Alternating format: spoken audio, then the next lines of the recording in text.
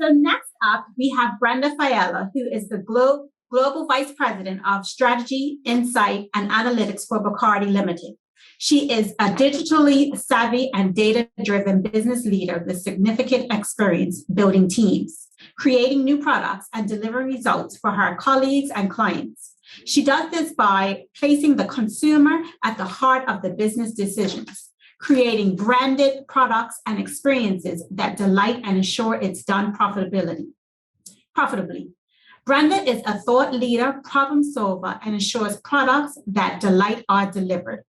Culturally aware, she collaboratively leads companies in expanding their capabilities, creating competitive advantage, and delivering business results, using clear processes to deliver insight, innovative products, and communications via consumer data and analytics, brand purpose, omni-channel digital engagement, user experience analytics and innovation, marketing analytics, media optimization, revenue growth management, innovation product development, demand planning, design thinking, data visualization, machine learning, AI, and enterprise management. Brenda's greatest pride, however, is developing results-oriented and focused team of professionals who deliver business results anywhere in the world. She is committed to identifying great talent, creating the environment where all can deliver the maximum benefit to the business, colleagues, and customers. Help me to welcome Brenda Fiala. Thank you, Kalina.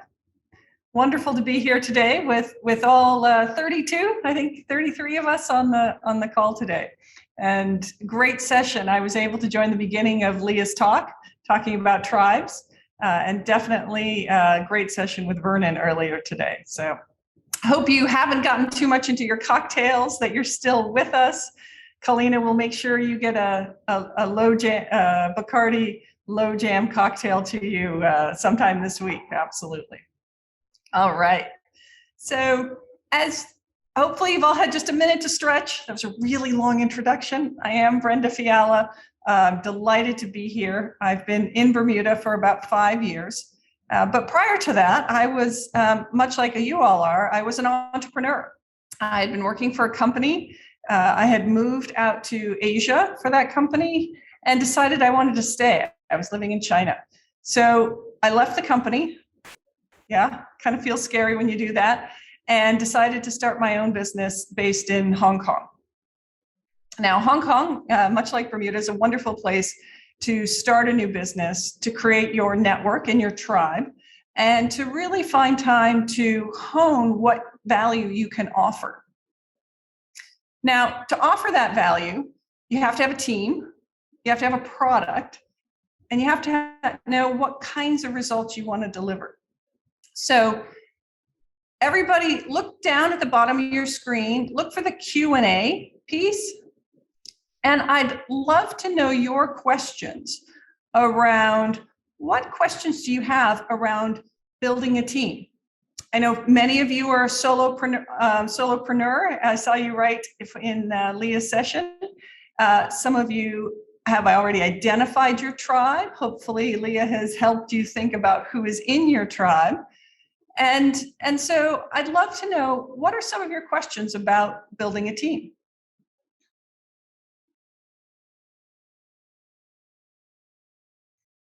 As we wait for you, I know you're all a little paralyzed trying to find the Q&A button, that's fine. But as you think about what questions you have building a team, I want to say the core of a team actually starts with yourself. And it starts with listening to yourself. So the key theme that you're going to hear throughout the next 30 minutes is around listening, because listening is the core capability to building teams, to creating great products that delight, and to delivering those results that you really want. So in terms of building a team, it seems like most people think for teams, as the question is coming in from Haley, where do I start? And any of these questions here, you can also vote up the question. If you have the same questions, please definitely take time to like or vote up the question. And so if I don't get to it in this session, Kalina can help me get back to you afterwards. So where do I start with the team? Well, you start with yourself. So part of it, as Simon Sinek says, is begin with your why. Why are you going out on this new venture? Why are you creating a new business? Not just what's the opportunity you see, but what's your personal passion and motivation for doing that? And I can tell you, in my experience, I had an offer for a job to work for an executive search firm in Hong Kong. But the day I the day I was walking out the door to go take that job, I felt it inside me that if I didn't start my own business then, when would I do it? And so my why was I have always wanted to fully live creating a business that offered, believe it or not, something of value. And in this case, what I offer in value is consumer insight and translating that into marketable products to the world. I felt that marketing could be better and that I had a unique point of view that I could bring into the world. So my why was to create that value and to help others create that same value around the world. So you start with yourself. So the next question, Leah, is asking, in my experience, what are some of the key qualities and traits we've looked for in teams? And that's an excellent question. So first you have to know yourself, your passion, and then what do you do well and not well? So I'll be honest with you, and I know what I do well is problem solve. I listen to people, I understand what the problem is, and I help innovate ways to solve that problem. I can do that all day long. What I'm not so great at, and I was absolutely terrified by, was making cold calls, picking up the phone to try and find clients. So part of building a team is identify what do you do really well, what gets you up in the morning, and write down on that other side of the paper what either terrifies you or you don't do well, or just fills you with dread every time you think you have to do it. And identify the capabilities of who could do those jobs with you or for you. So in my case, the first thing I did was go out and find somebody who was a salesperson, who lived for picking up the phone and convincing people with whatever message I wanted them to have. Were they great at, organizing paperwork or accounting? Not at all. But they were doing the number one thing I needed, which was helping me go out and get clients. I also learned a lot from them, and they challenged me to overcome my own fear. So I too, over the years, learned how to make cold calls and learned how to be much more comfortable being that salesperson. So listen to yourself, listen to what you don't do well, and start by building your team with those skills that you need to make your business happen. Now, Michelle says building teams requires trust. I absolutely agree.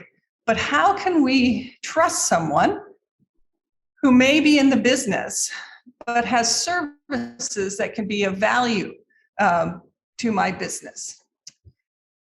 So and this is also interesting because as you build teams, sometimes what you need are networks, professional networks, which may overlap.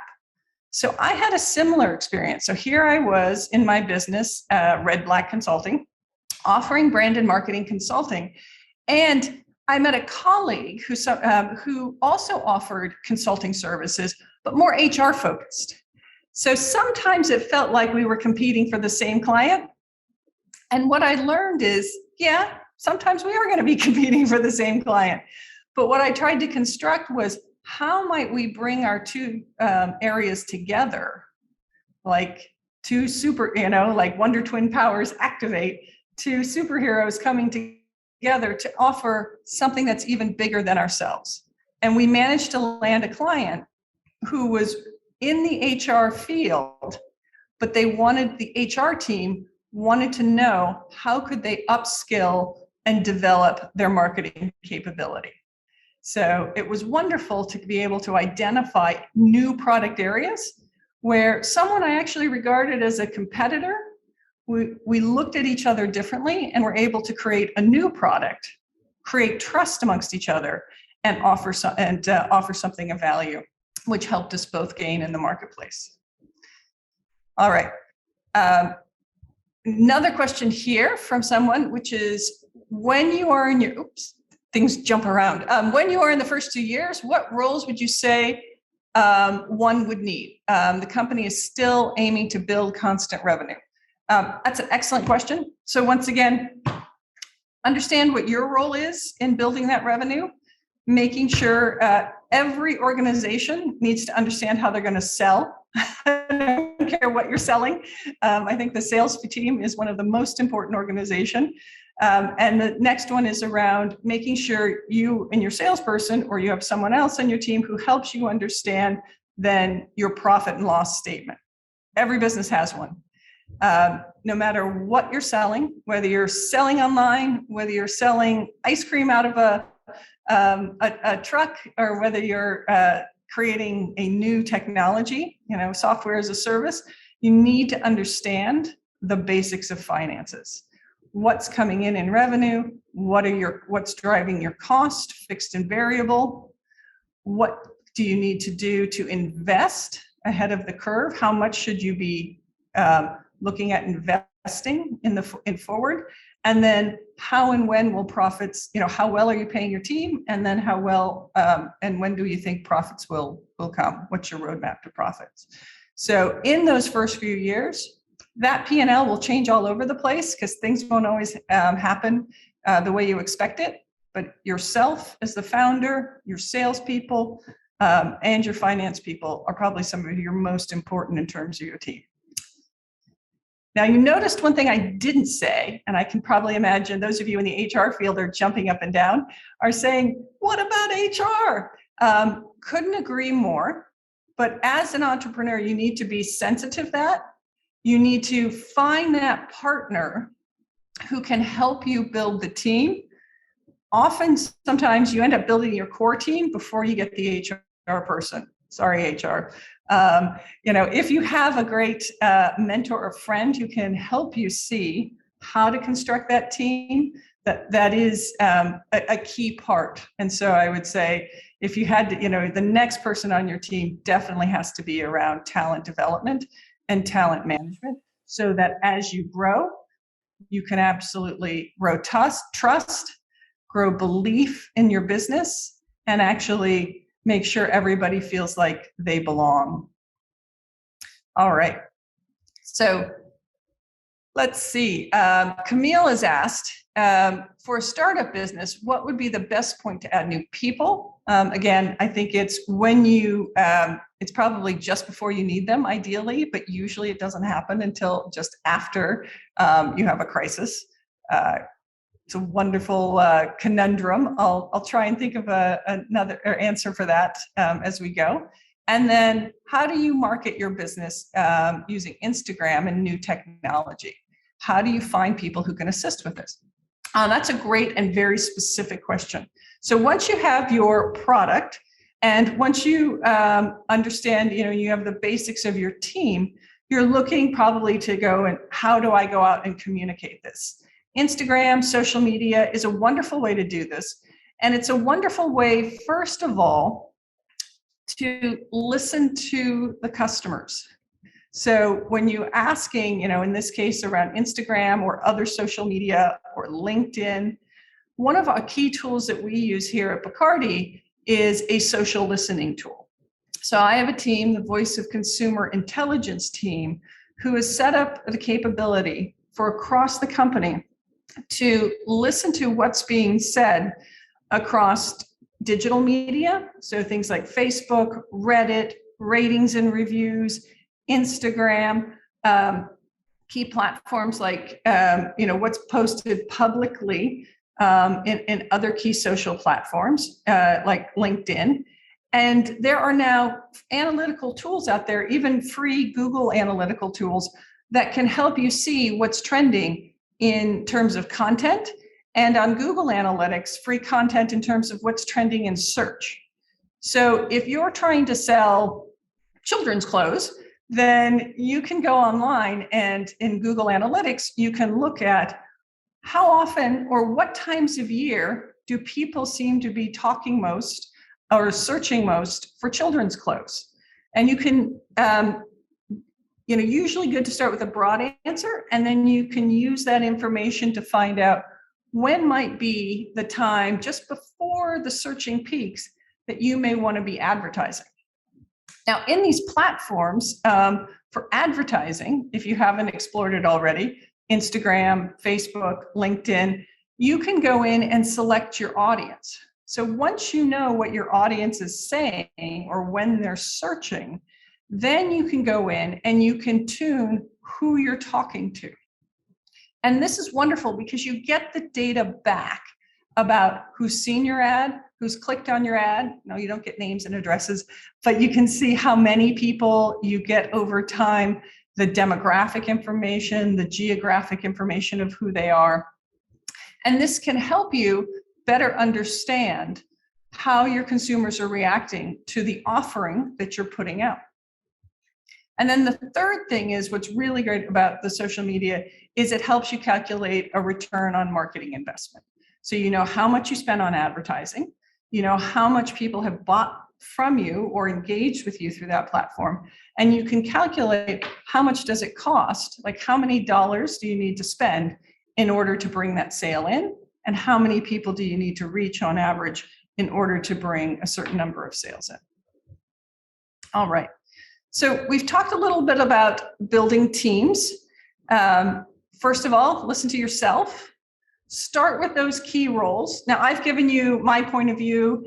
I know there are many articles out there that talk about first start with your HR person, then go forward with your salesperson. But in my experience, sales are always more important than you got to get the sales in first. And understand your finances. And then right after that is important to bring your team together.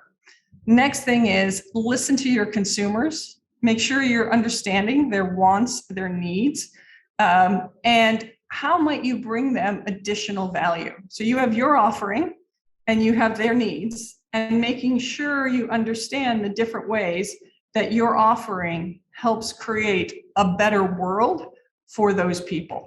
How does it make the world more enjoyable, more connected, easier, more convenient? So make sure you understand, as I'm sure all of you have gone through your entrepreneur classes on your unique selling proposition. Once you have that, keep listening to people. I think if I started anything, I'd start the Grand Listening Project, because the more we listen to people, the more we understand what's working, what's not working, and how can we continuously improve the offering in which we want to provide to them. And that all leads to then, of course, results. The results, make sure you've set your North Star. What is it you're seeking to achieve? So that gets back, number one, to the first thing I said around Simon Sinek's, what is your why? Why are you getting up every morning? Are you creating that thing that you wanted to create? In my case, it took me 2 years to get to profitability, but every morning I wanted to get up and make sure I was connecting with people with how could we become better marketers? How could we use, back in the day, this thing called digital, this thing called consumer data, to really connect with people who were most likely to want the product and service that I had to offer, I and my team had to offer. As you set that North Star, and that North Star may change just a little bit over time, but you know where you're headed every day. The next thing is to set your milestones. To deliver results, you're not going to hit the North Star right away. You might be off a little bit here or there, but understand what milestones do you have. So my milestone was to be profitable, or at least actually my milestone was to be break even by year 2. I had that much money in the bank. So I knew from a capital standpoint how much I had and how much I could invest in order to get there, and how much I needed to sell in order to get there. Now, even if you don't reach your milestones, make sure you know why. And again, you'll have periods of accelerating past milestones. You'll have periods where you don't seem to reach the milestone, but having those milestones, almost like rungs on the ladder to get to that North Star, will help you know if you're staying on track. And most importantly of all, keep listening, test, learn, again, use those milestones and double down on what's working. I think sometimes what I see entrepreneurs do is something works for them, they're happy about it, and then they move on to the next thing. So don't move on too quickly would be my personal advice. Stick with what's selling well, 80% of your investment, with continuing to maximize the value of your current product. But 20%, keep on listening and looking forward to what's the next thing that you can bring out, so that when that first thing, you can tell your sales are going down, or it's the fad is over, or the trend is moving away, you are all ready to bring something new in. I seem to have, you're either completely tired of listening already. Hopefully you found this useful. I want to say thank you to Kalina. I have Vernon dropped off a Bacardi Slow Jam cocktail. So I salute you all, and I hope you have a wonderful rest of your Sunday. Lucky you, Brenda. I'm definitely in the wrong space. I should have run this from Bacardi. I would have had all the drinks by now. Thank you so much. Does anyone else have any questions for Brenda? I see one. Okay, Haley says thank you.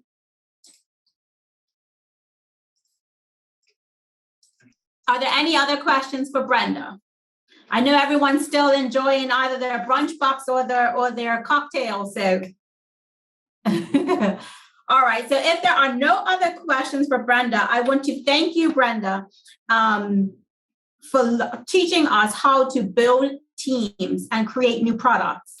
It's going to be so beneficial to the entrepreneurs and also those in the corporate world. I feel like everyone can learn something from what you said, whether they work for themselves or they work for someone else. Some more questions look like they're coming in. Staying focused and doubling down. Got it. Many thanks. Yeah, so these are some good takeaways. And Samaya says, thank you, Brenda. And so no matter where you are in life, you're going to be able to take and use these things that you're hearing today, that you're learning, and just some great advice all around. I know my takeaway is going to be stick to what's selling well. Stick to what is selling well. At BEDC, we do a lot